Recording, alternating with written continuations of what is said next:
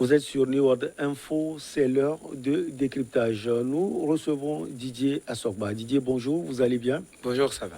Nous allons parler du Mali et des dégâts collatéraux, des sanctions de la CEDEAO depuis les sanctions très dures imposées au Mali par les dirigeants de la communauté économique des États de l'Afrique de l'Ouest. La crise malienne est devenue un symbole pour un collectif d'organisation de la société civile à travers le continent. La question elle est simple. Quels sont les dégâts collatéraux des sanctions de la CEDEAO, Didier Assogba? Ces dégâts, il faut les situer à plusieurs niveaux. À plusieurs niveaux. D'abord, pour le Mali, on savait déjà quel était l'objectif de la CEDEAO et notamment des commanditaires de ces sanctions. Ces sanctions qui étaient dans le pipeline depuis le début de la crise, on savait déjà qu'il y avait des pressions sur un certain nombre de chefs d'État pour que le Mali soit isolé, qu'il y ait des sanctions et des fermetures de frontières, un certain nombre de choses. Donc pour le Mali, l'objectif visé, c'était de priver les nouveaux dirigeants, la junte, des ressources financières, un certain nombre de moyens pour pouvoir continuer à diriger le pays et de soulever également la population qui aurait certainement, qui ressentirait plus durement les sanctions imposées parce que des Maliens chercheraient à se rendre dans les pays voisins et ne seront pas autorisés. Et il y aurait un certain nombre de dysfonctionnements, de difficultés dans le quotidien des Maliens qui finalement se retourneraient contre la junte militaire au pouvoir. Et donc c'était d'abord ces conséquences imaginées ou prévues par les auteurs et les commanditaires de ces sanctions prononcées contre le Mali. Mais de l'autre côté également, on voit que ces sanctions ont provoqué d'autres dégâts, beaucoup plus ce sentiment que Emmanuel Macron qualifie de sentiment anti-français, mais qui n'en est pas un. C'est finalement un sentiment contre la politique d'Emmanuel Macron ou d'un certain nombre de l'oligarchie française en Afrique, donc qui s'accentue au niveau de plusieurs pays de l'Afrique, pas seulement de la sous-région ouest-africaine, mais on voit des mobilisations spontanées un peu partout sur le continent pour soutenir les Maliens, pour soutenir les militaires au pouvoir au Mali, parce qu'aujourd'hui, les citoyens africains comprennent mieux l'enjeu derrière ce qui se joue au niveau du Mali. Et donc, vous avez vu ces organisations de la société civile qui prennent à bras le corps la question malienne, qui traite durement la question malienne, qui essaie d'expliquer, mais qui se mobilise également d'ailleurs un peu partout dans les différents pays du continent, même au-delà dans la diaspora, pour soutenir les autorités militaires du Mali, parce que chacun a su finalement que derrière ce qui arrive au Mali, un peu comme ce malheur-là, se cache la France. Et donc, les citoyens africains donc, réunis au niveau dans ces organisations de la société civile, mobilisent les citoyens, leur expliquent les enjeux pour pouvoir mieux soutenir les Maliens. Et on voit déjà donc à ces deux niveaux-là, on pourrait situer les dégâts ou les conséquences plus ou moins des sanctions prononcées par la CEDEAO. Quelles sont justement ces conséquences pour la CEDEAO et pour le Mali?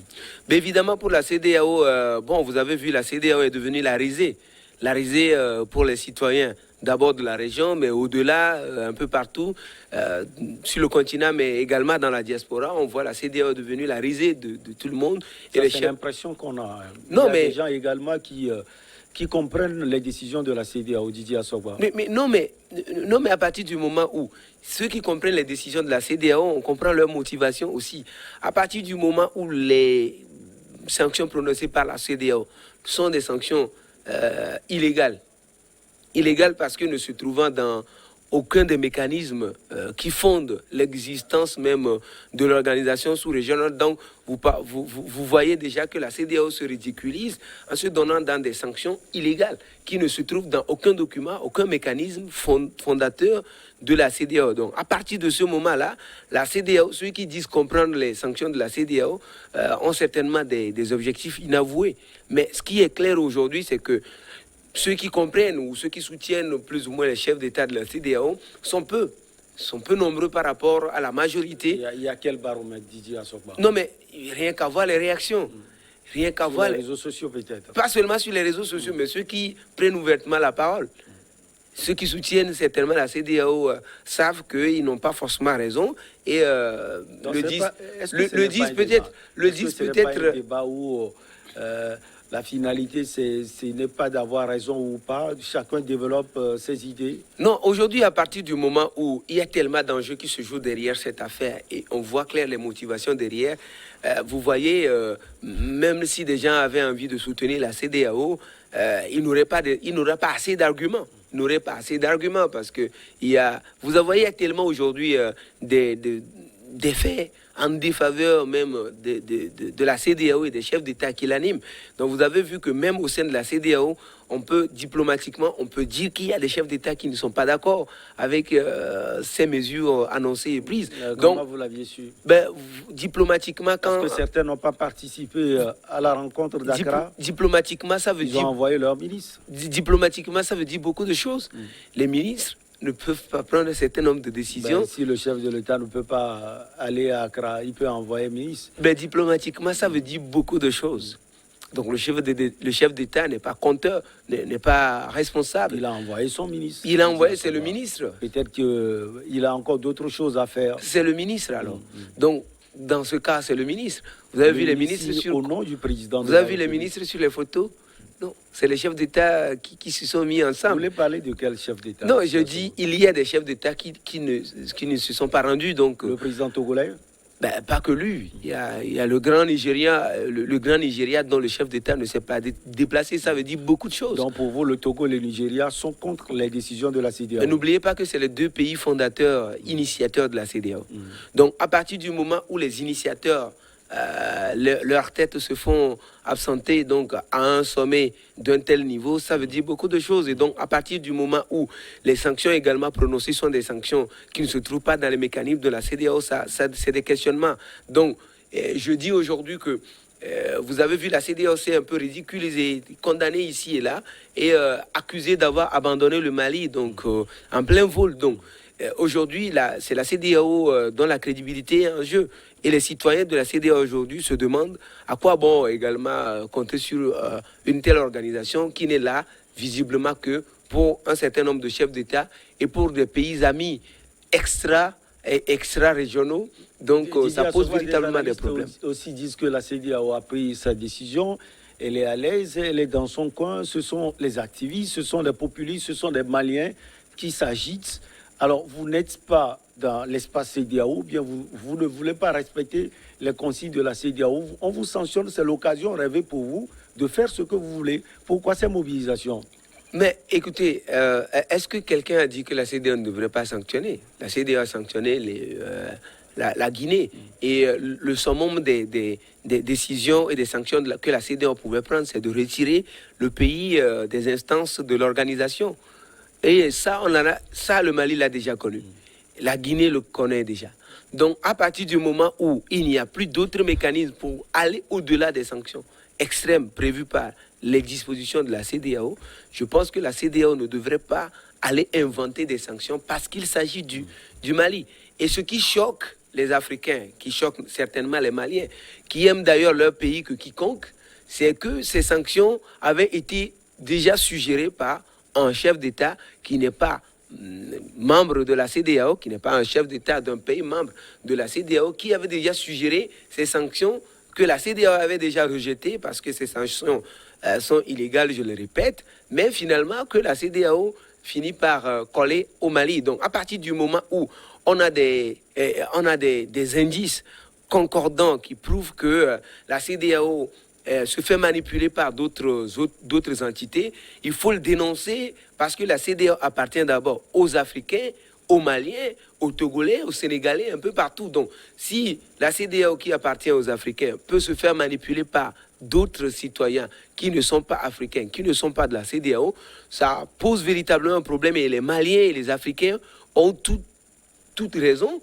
de manifester leur indignation et leur surprise. Et donc, il faut dénoncer cela. Donc, si ce n'est pas les manifestations à Bamako, devant les ambassades du Mali un peu partout à travers le monde, c'est assez justifié parce que je pense qu'il est temps qu'on puisse laisser les Africains chercher les solutions qu'ils veulent pour leur pays. Et le Mali, actuellement, n'a besoin que de ça et ne demande que ça.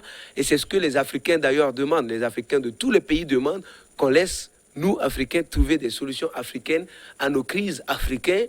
Et après, personne ne peut aimer l'Afrique plus que les Africains. C'est ce que le Premier ministre malien, Choguel Kokala Maïga, essaie de dire devant les manifestants quand il dit que le destin de l'Afrique se joue à Bamako. Ben oui, si aujourd'hui le Mali cède, si